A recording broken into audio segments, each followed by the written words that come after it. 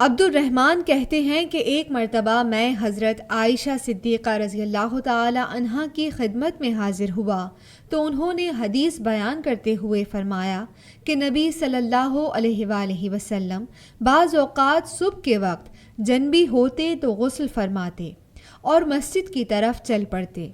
اس وقت نبی صلی اللہ علیہ وآلہ وسلم کے سر مبارک سے پانی کے قطرات ٹپک رہے ہوتے تھے اور نبی صلی اللہ علیہ وآلہ وسلم اس دن کے روزے کی نیت فرما لیتے تھے۔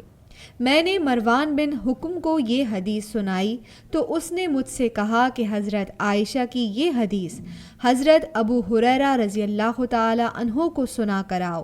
میں نے اس سے کہا کہ وہ میرے دوست ہیں، آپ مجھے اس سے معاف ہی رکھیں تو بہتر ہے۔